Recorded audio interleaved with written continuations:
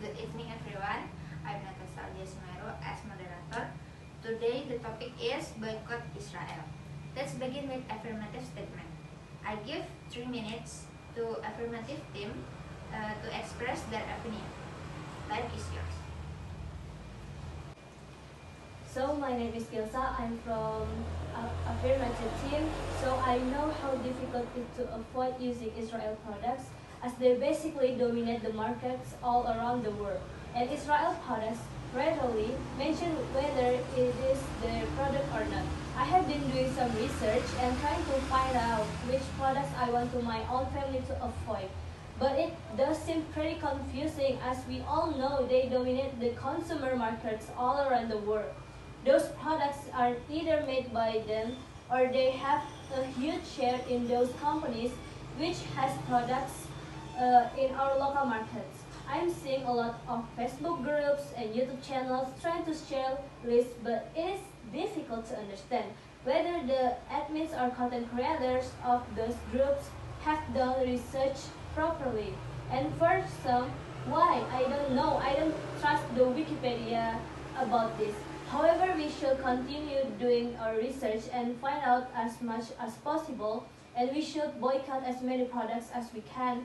I concede the debate that we will not be able to boycott all their products, but we should boycott as much as it possible. At least let's boycott the luxury products that are not absolute necessity.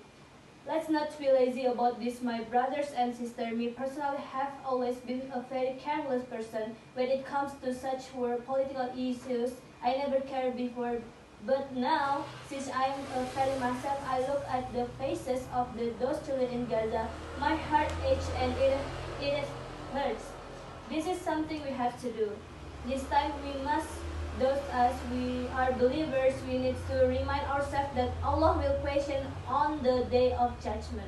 We are not perfect, but we can at least try as much as we can. Kindly share any products and that you know for sure are either Israel or has a good level of Israel shares, and let's stop using those products.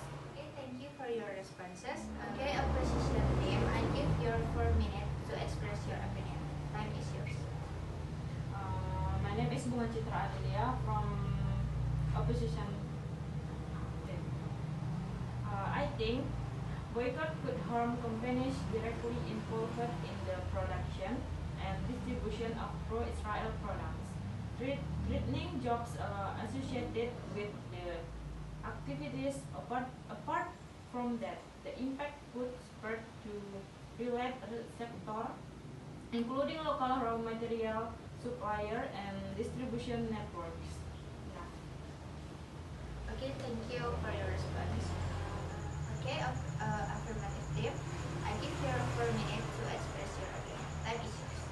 Okay, my name is Siti Nurdana Himawan. I'm from affirmative team.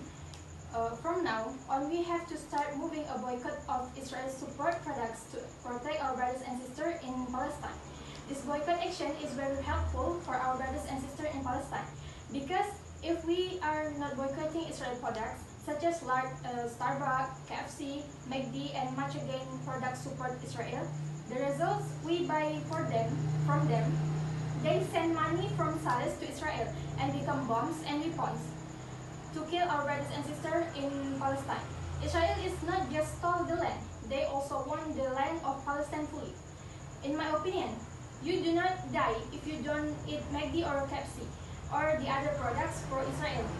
If you are used to buying burgers from fast food restaurants, there are also street vendors who use local ingredients. We can buy food by local products. This helps the local product sales economy. Let's start consuming local products. Referring to a report in 2008, the boycott movement has the potential to leave loss to $11.5 billion or in rupiah 148 trillion equivalent per year for Israel. So don't say what we do is useless.